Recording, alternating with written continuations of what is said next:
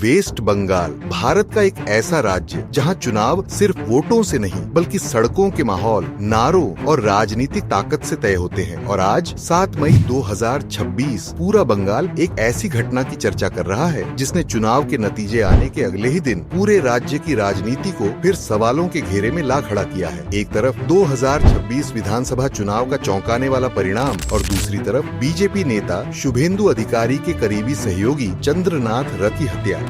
पिछले कई महीनों से पूरा बंगाल चुनावी माहौल में डूबा हुआ था। हर सड़क पर रैलियां थीं, हर दीवार पोस्टरों से भरी हुई थी। सोशल मीडिया पर लगातार राजनीतिक बहस चल रही थी और हर दिन बंगाल का राजनीतिक तापमान बढ़ता जा रहा था। एक तरफ थी मुख्यमंत्री ममता बनर्जी जो कई सालों से बंगाल की सत्ता संभाल रही थी और दूसरी तरफ तेजी से मजबूत होती बीजेपी जिसका सबसे बड़ा चेहरा बन चुके थे शुभेंदु अधिकारी। यह चुनाव सिर्फ सीटों की लड़ाई नहीं था, यह बंगाल की सत्ता, प्रभाव और भविष्य की लड़ाई बन चुका था। और इसी राजनीतिक माहौल के बीच एक नाम लगातार चुपचाप काम कर रहा था, चंद्रनाथ रथ, पूर्व एयरफोर्स कर्मी और शुभेंदु अधिकारी के बेहद करीबी सहयोगी। बीजेपी कार्यकर्ताओं के बीच उन्हें अनुशासित, भरोसेमंद और पूरी तरह समर्पित व्यक्ति माना जाता था। चुनाव प्रचार के दौरान चंद्रनाथ लगातार जमीनी स्तर पर सक्रिय थे। कार्यकर्ताओं की बैठकें, बूथ मैनेजमेंट, स्थानीय रणनीति और अलग अलग इलाकों में बीजेपी कार्यकर्ताओं को संगठित करने का काम वह लगातार संभाल रहे थे। बताया जाता है कि चुनाव परिणाम आने से पहले तक भी वह कई स्थानीय नेताओं और कार्यकर्ताओं के संपर्क में थे। फिर आया नतीजों का दिन और चुनाव परिणाम ने पूरे बंगाल को हिला दिया। बीजेपी ने इस बार राज्य में ऐतिहासिक प्रदर्शन किया और सबसे बड़ा राजनीतिक झटका तब लगा जब रिपोर्ट्स में दावा किया गया कि मुख्यमंत्री ममता बनर्जी अपनी सीट पर हार गई। नतीजे आते ही कई इलाकों में बीजेपी समर्थक सड़कों पर उतर आए,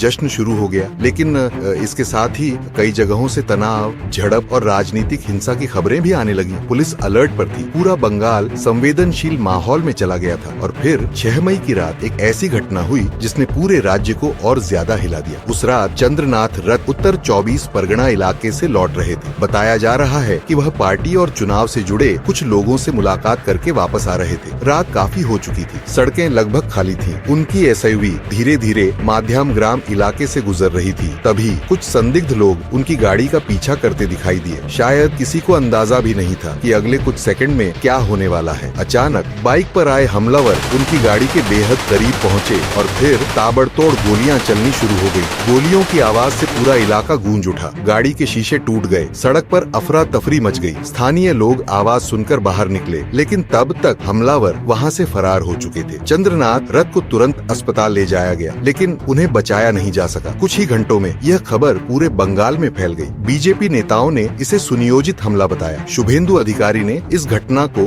बेहद दर्दनाक बताते हुए कड़ी प्रतिक्रिया दी। वहीं जांच एजेंसियों ने मामले की जांच शुरू कर दी। सीसीटीवी फुटेज खंगाले जाने लगे, हमलावरों की पहचान की कोशिश शुरू हो गई। लेकिन इस घटना के बाद सोशल मीडिया पर एक और सवाल तेजी से उठने लगा। लोग कहने लगे, जब सत्ताधारी पार्टी चुनाव हारने के बाद भी बंगाल में ऐसा माहौल है तो अगर बीजेपी हार जाती और दूसरी तरफ सत्ता और ज्यादा मजबूत होकर वापस आती तब बंगाल में बीजेपी नेताओं और कार्यकर्ताओं का क्या हाल होता। यही सवाल आज कई लोगों के मन में घूम रहा है, क्योंकि बंगाल की राजनीति काफी समय से राजनीतिक हिंसा के आरोपों से जुड़ी रही है। हर चुनाव के बाद तनाव, झड़प और बदले की राजनीति की खबरें सामने आती रही हैं और शायद इसी वजह से चंद्रनाथ रथ की हत्या ने लोगों के अंदर डर और असुरक्षा की भावना को और बढ़ा दिया है। क्या यह एक सुनियोजित हमला था? क्या इसके पीछे राजनीतिक दुश्मनी थी या फिर इसके पीछे कोई और कहानी छिपी हुई है? इन सवालों का जवाब अब जांच एजेंसियों के पास है। लेकिन एक बात साफ है, 2026 का बंगाल चुनाव अब सिर्फ जीत और हार की कहानी नहीं रह गया। ये उस राजनीतिक माहौल की कहानी बन चुका है जहां चुनाव खत्म होने के बाद भी सड़कों का डर खत्म नहीं होता। आज 7 मई 2026 पूरा बंगाल इस घटना को देख रहा है और एक सवाल पूछ रहा है, क्या बंगाल की राजनीति कभी पूरी तरह शांत हो पाएगी या हर चुनाव के बाद ऐसी घटनाएं फिर सामने आती रहेंगी? सच क्या है, इसका फैसला जांच करेगी। लेकिन चंद्रनाथ रथ की मौत ने